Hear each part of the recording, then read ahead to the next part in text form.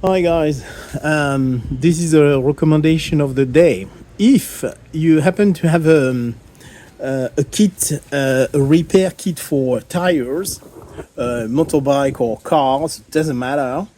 I do recommend something. Instead of like me having to try to fix your tire on the side of the road on the rear wheel of your motorbike, loaded with the top case and everything, and and not be able to properly put your tires back to a correct pressure, I recommend to use an old tire, cars or motorbike tires would do, and train yourself. In fact, use an old tire, drill a hole and a small hole and train yourself to fix it.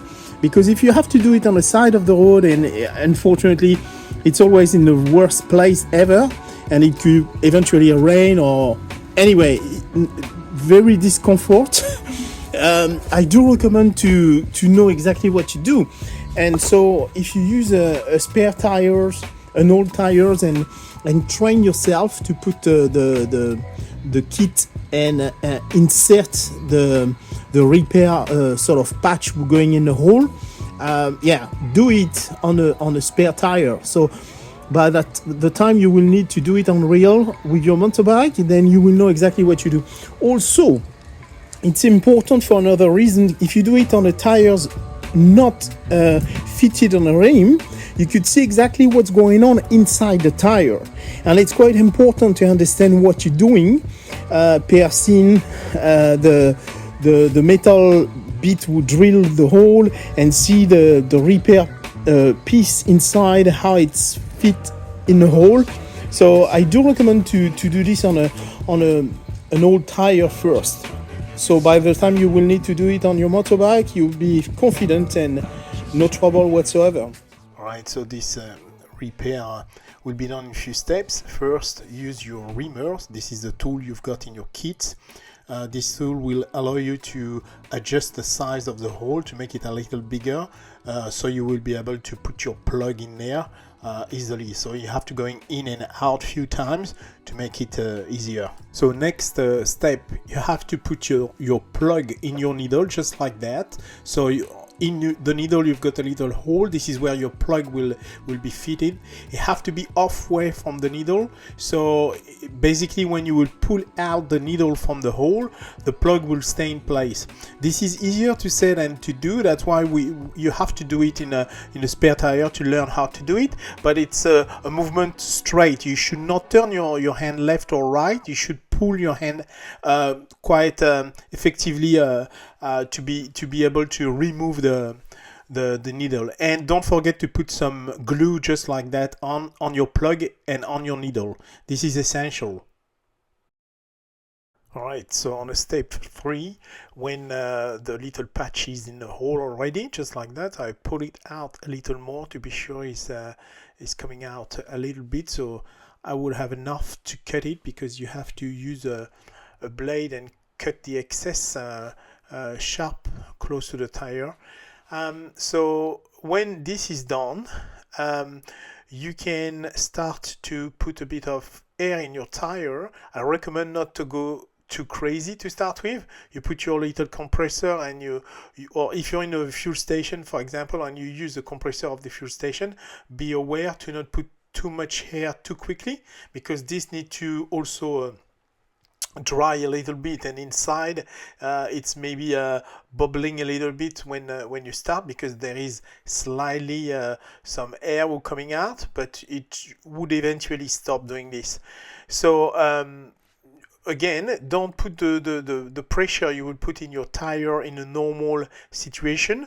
Put lower than that. What you want to do, you want to have your tire with some air to carefully, gently going back home, or eventually going to a garage to get it patched from inside the tire. So it's not a repair you will keep forever like that.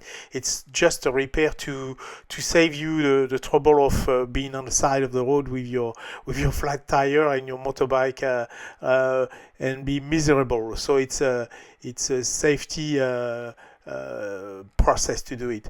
I show you on the video right now a small compressor. This is what I carry in my Pioneer on the side. I've got few tools, included the compressor, so it's handy to have this because the kit itself don't help you if you can't put any more air in your tires. So you need the repair kit, but as well the compressor. This is crucial. So the next step, you will cut the excess of the plug on the tire very short with a blade or something to be sure it will not make any sort of bubble or something like that, to be sure when you will ride your bike you will not push back the plug inside. Have to be flush to the tire, so you have to cut it flush to the tire.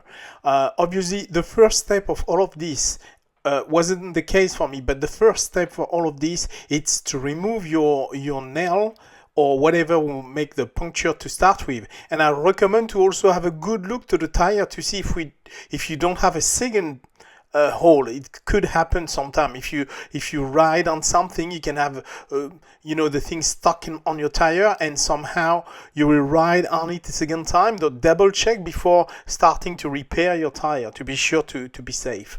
And when it's done, remember to keep the pressure lower than the normal pressure of your tire, just in case, and it will allow you to go into the next mechanic place or fix your tire properly. Also, always remember that this sort of patching is not possible on the side of the tire, on the wall of the tire. It's only on the part of the middle part of the tire, not the side of the tire.